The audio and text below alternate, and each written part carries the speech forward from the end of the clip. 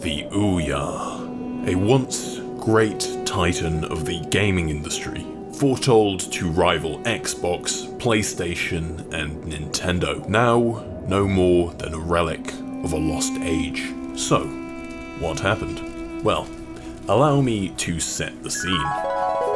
The year is 2012, and in Santa Monica, California, an optimistic Julie Ehrman has a vision to revolutionize the gaming industry, to topple the industry's giants and tear down the red tape barring video game production by putting the power of development in the hands of the people.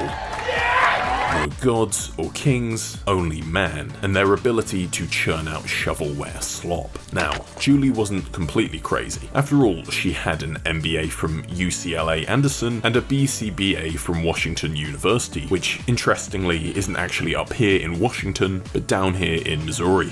Absolutely crazy. But that's not all. Julie also held executive titles at a few impressive game companies across the prior decade: Gamefly, IGN, and Vivendi Universal. Clearly, Julie had the experience to achieve her dream, and maybe, just maybe, she also had the spirit. Outraged at the inability of the common man to enjoy his God-given right of playing classics such as Angry Birds and Wizorb on the TV, Julie had the solution: the Ouya. A smaller, cheaper alternative to other gaming consoles on the market at the time. It's called the Ouya. It's $99, it's based on Android, and it's an open, hackable console. The Ouya's open source development kits also meant AAA devs, indie devs, and even those with no prior experience of game development could bypass licensing fees and publish their games for the world to try. All the games are free to try. Anybody that wants to develop a game for television, we allow them the ability to do this. But this was all just an idea. So, on the 10th of July 2012, Julie would launch a Kickstarter for the Ouya under her recently formed company Boxer 8 Inc., which was quickly rebranded to just Ouya Inc. a few months later. They had a working prototype with an early version of the software, an NVIDIA Tegra 3-quad core processor, typically used in mobile phones, and even a UI. Oh my god, oh my fucking god. They also revealed the official pricing for the console, that being $99 or a whole $4 less at $95 for the first 1,000 backers. How generous. And all the games on it will be free, at least to try. Honestly, it didn't sound too bad, but how much were they actually asking for all of this? Well, just shy of $1 million at $950,000. Tell them to bring me my money. Yeah, pretty understandable, not too bad. So they set the campaign live, and Julie heads to bed. And the next morning, barely 8 hours later, she loads her PC back up to find over $1 million raised in support. Julie was pretty happy. By the time the project had been live for 24 hours, it had a backer every 5.59 seconds. And within 2 days, they had hit a staggering $3.7 million in funding. Get out of here, Xbox. Be gone, PlayStation. Eat shit, Wii. The Ouya was here to stay.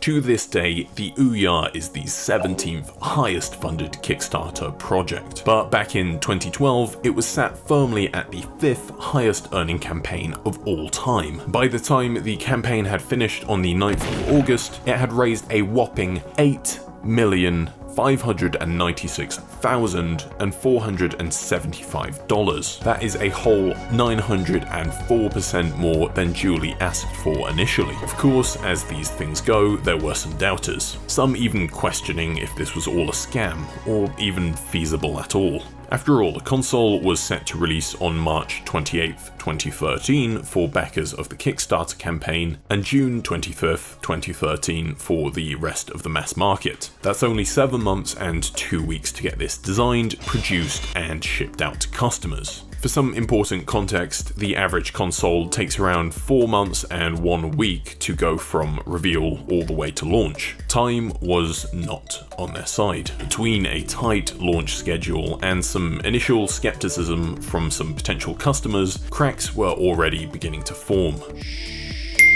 Now this will all become relevant later, but for now it was time for Julie to step out into the limelight and share the Ouya with the world. Now, this should have been pretty easy. Of course, there were a few doubters, but aside from that, the fans were piling on the hype train. All Julie had to do was build that hype, and no matter what, not say anything bad at all. Like, there is nothing special about this board. Nothing.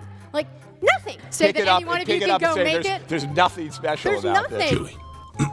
Julie, please listen to me. Look, okay, just whatever you do not bring up the Ouya being a scam. Please. magazine. If you Googled Ouya for the first, I want to say 60, 90, I don't know, 120 days, the first thing that would come up is Ouya is a scam. Okay, we can fix this. Just talk about the console. Talk about some of the good stuff. I mean, this has been called the indie console, the people's console. In fact, a lot of people are calling us the unconsole. Perfect. Yeah, the unconsole. There's a nice ring to that. Okay, that's more like it. You know what? I think we've got this one in the bag. Ouya's not working with the video games rating board or implementing any type of parental controls at launch. You know what? It should be fine. As long as there isn't any inappropriate content on the store at launch, we should be good. We make sure that there's no major pornography or malware or bugs, or it doesn't crash all the time. Major pornography. Whatever. Can you tell me what pornography. Oh, the rest of the lead up to launch was much of the same, littered with blunders, goofs, and many mentions Television. of the television. Mercifully, with the countdown to launch growing closer, there wasn't much more Julie could do to tarnish the Ouya brand, but both skeptics and Kickstarter backers alike grew increasingly suspicious of the Ouya. But as the age-old story goes, the majority of fans were still swept up into the blissful ignorance of the hype train. Meanwhile, the Ouya team was hard at work, toiling away on the console, as were the plethora of over 36,000 AAA companies, indie dev studios, and regular people who were building an impressive collection of 850 games ready for launch. There were even some rumors that Minecraft would be playable. Who doesn't like a little bit of Minecraft? Pretty exciting. So as launch day rolled around, people called in sick to work. What's good, cuss? Feeling a little sick? Going to take a few days off, lol. Parents left their kids inside hot cars. Mommy has to go be a gaming girl boss real quick, sweetie. Stay right here. And world leaders were nowhere to be seen.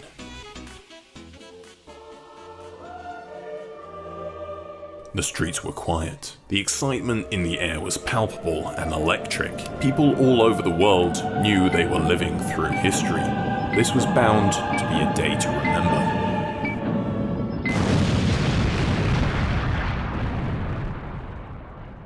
The 28th hits. No console. 29th? Nope. Still nothing. The 30th? Nope. It seemed the Ouya team had gotten a little behind schedule. All of this and basically no communication from Julie or the rest of the Ouya team. As expected, people quickly took to the forums to complain. Imagine this is Julie every time that she gets into it. I've got to get out of here. I've got to get out of here. Calm down. Get a hold of yourself. May hits. Finally, Julie and the Ouya team have spoken. The video game startup Ouya has pushed back the launch date of its console system until June 25th. There needs to have to be on Twitter. At the end of your tweet add an hashtag. But just before, on the 13th of June, Ouya attended E3. Of course, not in the official venue, but instead in the parking lot of a less expensive hotel nearby. In retaliation, the company who ran E3, the ESA, called the police on them. Now, ultimately, nothing serious happened. After all, they hadn't exactly broken the law. The police dispatched there even took pictures with Ouya staff and attendees, but ultimately the decision to cheap out by not attending the official E3 venue made Ouya look a little bit sketchy, and not quite the hard-hitting industry competitor they were posing to be. So only 12 days later, the inevitable happened. The full retail release had arrived. Random members of the public could now walk into their local Best Buy or Game and pick up an Ouya. This is the thing I'm talking about right here. I've told you guys this before. This right here is absolute perfection. All while the original backers who had supported the project from the beginning were still left waiting. So to quell these disappointed backers, Ouya would bestow them with a pretty meager and oddly specific $13.37 to spend in the Discover store. But soon, most, if not all, had their console. And so people finally got to enjoy the Ouya. First reviews were in for the platform, and they were not kind. But the appropriately named Ouya Inc. doesn't quite seem to know what their console is. If you're wondering whether the Ouya is worth the money, let me answer that straight away. It's not. It's tough to know where to start with all of these problems, so let's start with arguably the smallest issue, the controller. There's no getting around it. The Ouya's controller is awful. Buttons routinely stick after hours, even minutes of use. The most important part of this to us is the controls. It feels very cheaply made. The D-pad is stiff and kind of unresponsive. Reports of problematic lag, sticky buttons and triggers, and a generally cheap feel began to circulate. Those who wanted to replace their scuffed controller were forced to pay half the price of the original console. The controller itself is $50. The controller is literally half the price of the system. Oh, and remember that genius decision not to comply with the video game's rating board or impose any parental controls? Well, it turns out that the Ouya store was littered with softcore adult content. Oh dear. Oh, won't somebody please think of the children? Not a great look, but somehow still not the worst of the issues. That title would instead go simply to the games on the platform, or lack thereof. Most were just basic pre-existing phone games at an increased price, and the remainder were simply clones or shovelware, or what I like to call absolute nothing games. Things like Rain wallpapers, for example. The most successful game on the Ouya, that being the much anticipated flagship game Towerfall, had only sold a desperate 7,000 copies. In an interview with Eurogamer, Towerfall's creator Matt Thorson remarked that being the best on the Ouya isn't a huge deal, but it is nice. Clearly not happy with Matt's words, Julie scolded him in response by claiming that she helped put Towerfall and Matt on the map. And to somehow make matters even worse, the much anticipated Ouya version of Minecraft never even made it to release, leaving the once high expectations of many fans firmly dashed. Many demanded refunds, but as far as I can tell, most of these complaints had fallen on deaf ears.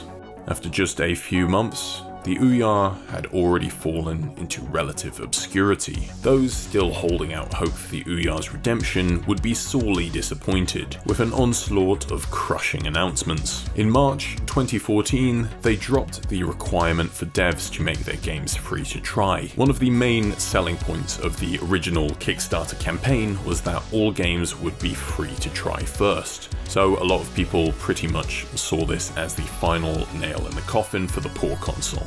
In 2015, production of the Ouya fully ceased. Julie also stepped down from the company at this point, tweeting, Ouya was a once in a lifetime experience. Now I am off to find the next. Stay tuned. Oh Julie, you silly little goose. Not long after, Ouya was sold off to Razer in order to settle investor debts. Now this was all done in cash, so it's a little foggy how much Razer actually bought them for. All that is known though is that they mainly just absorbed staff and software assets, with the hardware presumably being unloaded into a landfill somewhere.